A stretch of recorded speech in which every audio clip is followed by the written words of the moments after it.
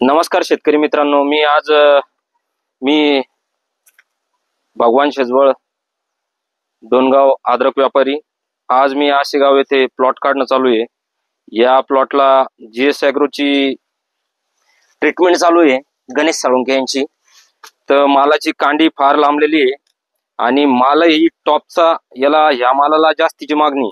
आता आम्हाला जर माल घ्यायचा तर मालात शेतकऱ्याला भाव राहतो, पण जीएस ॲग्रोच्या मालाला जो आहे तो शेतकरी कमीत कमी शेतकऱ्याला 4 रुपये ते 5 रुपयाचा फायदा, 5 रुपयाच्या फरकानं किंवा 4 रुपयाच्या फरकानं किती मंदी राहू द्या, जीएस ॲग्रोच्या मालाला पहिले प्राधान्य दिलं जातं। तर यामध्ये आता मध्ये का जीएस ॲग्रोची ज्यांनी ट्रीटमेंट केली नाही त्याला आवरेजही भेटत नाही आणि मालाची क्वालिटीही बनत नाही आणि भावही भेटत नाही आणि व्यापारी घ्यायला तीनदा शेतकरी फोन करतो, आम्हीही जात नाही। तर त्यामुळे जीएस ॲग्रोचा जो माल आहे, जीएस ॲग्रोची ज्यांनी ट्रीटमेंट केलेली त्याचा आम्हाला जर फोन आला तर आम्ही तुरंत त्या प्लॉटवर जातो आणि त्या भावात 2 रुपये 4 रुपयाच्या फरकानं मालाचा सौदा करून घेतो। तर त्यासाठी शेतकरी मित्रांनो, आपण जीएस ॲग्रोची ट्रीटमेंट जास्तीत जास्त प्रमाणात करायला पाहिजे असं मी सांगू इच्छितो।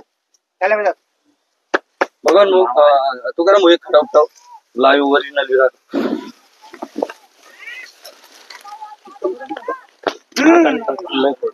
बरी जाऊ दे का तरी बाना कांदेश लागली।